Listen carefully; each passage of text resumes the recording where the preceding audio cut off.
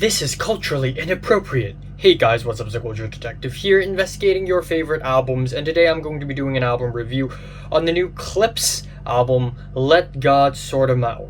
So, legendary rap duo from Virginia in the US is back with a new album. They are a legendary rap duo from Virginia in the south of the USA, and for a lot of newer rap fans, I guess I could be included in that bunch because I am not old enough to be around when Clipse was around.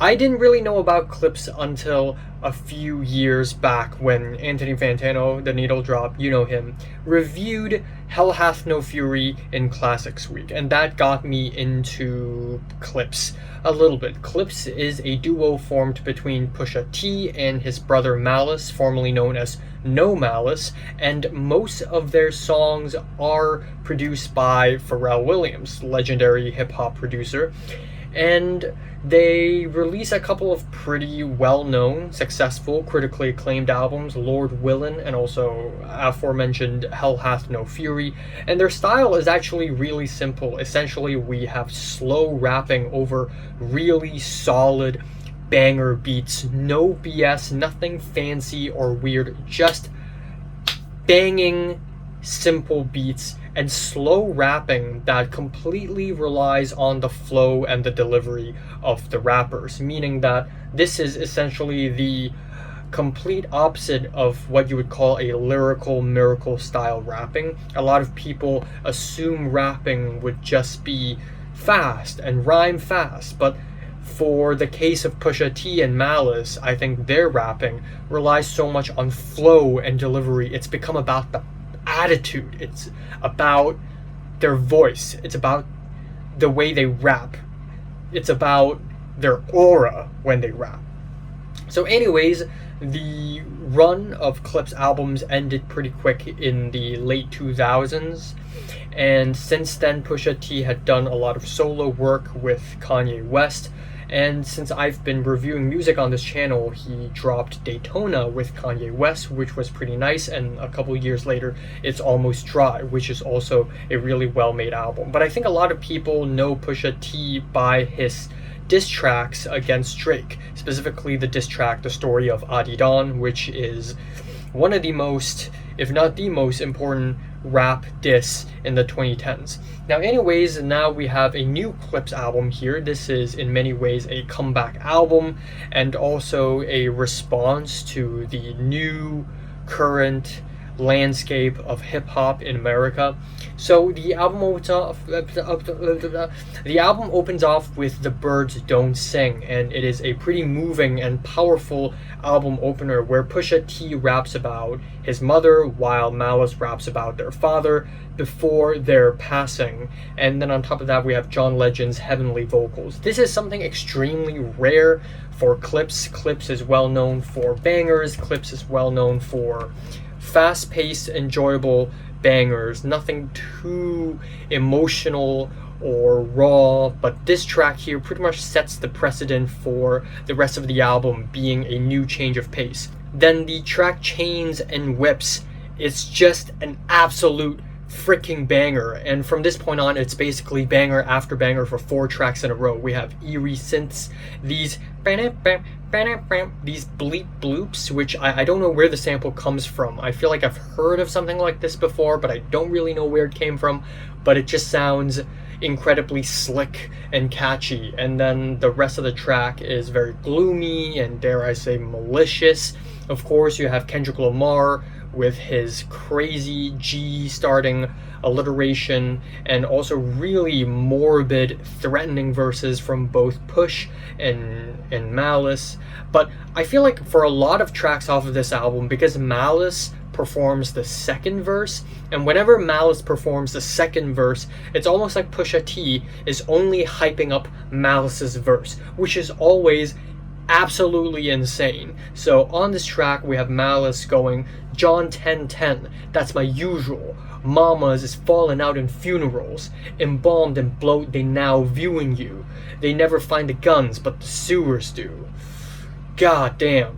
Then we have the track POV, which is much more low-key. We have dusty drums, a sea of moody pianos, Pusha T's flow, where he goes dun dun dun dun dun dun dun dun dun dun dun.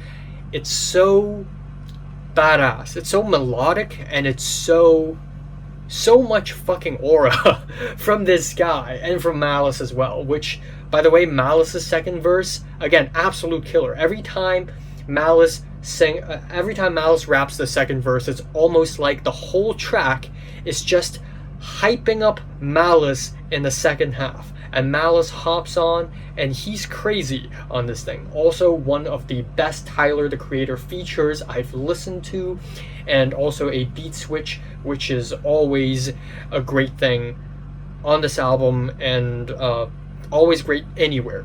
Now we have the track So Be It, which right off the bat is a Travis Scott diss track, especially in the second half, basically pointing fingers at Travis Scott and his failed relationships and his albums not doing so well. But it's also so much more than that. We have the amazing sampling of soulful Arabic singing, and then we are hit with this incredibly bassy beat.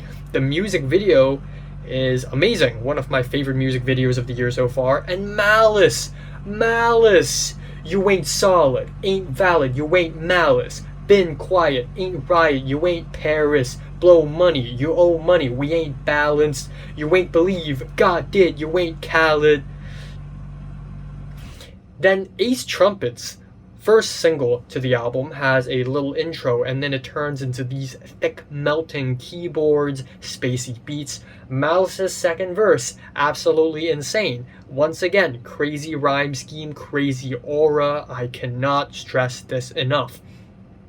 Now, after these tracks, unfortunately the album gets to a bit of a low point, where the tracks just become a bit less interesting. We have All Things Considered with grimy keyboards, ghoulish background vocals, but the energy is just very low-key, and it just does not match up to any of the previous tracks. Then we have Mike Tyson Blow to the Face, which is really short and one note, literally one note. The whole track, the beat, is basically one piano note being played, or one chord being played again and again, and we have some pretty basic cocaine rap lyrics.